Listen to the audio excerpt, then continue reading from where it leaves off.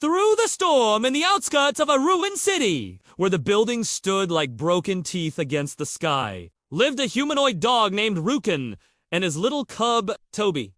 They were not ordinary.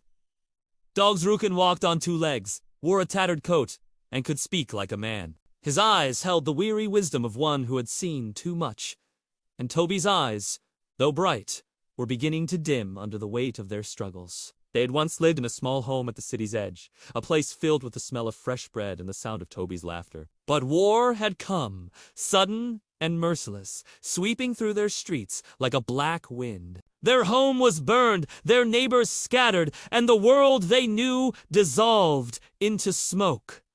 Now, father and cub wandered. Every morning, Rukin would rise before the sun, scanning the horizon for food, shelter, or any sign of safety. The days were cold, the nights colder. Toby, wrapped in a blanket far too thin, would cling to his father's arm, asking softly, "Will we ever go home again?" Rukin never lied to his cub. "We'll make a new home, Toby, one day.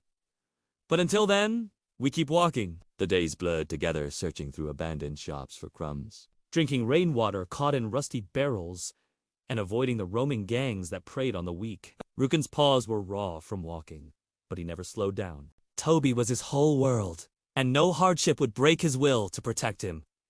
One bitter evening, a storm rolled in. The wind howled through the hollow streets, and icy rain lashed against their fur. Rukin found an old bus, long abandoned, and pushed Toby inside. The seats were torn, the floor damp, but it was shelter. He wrapped himself around his cub, shielding him from the cold. That night, Toby whispered, "Papa, I had a dream. We were in a green field, and you were laughing. There was bread, and the sun was warm." Rukin smiled faintly, though tears pricked his eyes.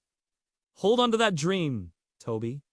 It will guide us." The next day, hunger gnawed at them like a cruel beast. But fate, for once, was kind. Near the city's edge, they stumbled upon a small group of survivors, humans and humanoid animals, working together in a hidden garden. They welcomed Rukin and Toby, sharing food and a fire. For the first time in many weeks, Tobit's laughter returned, light and pure, as he bit into a warm piece of bread. Rukin closed his eyes, feeling the warmth of hope seep into his bones. Life was still hard.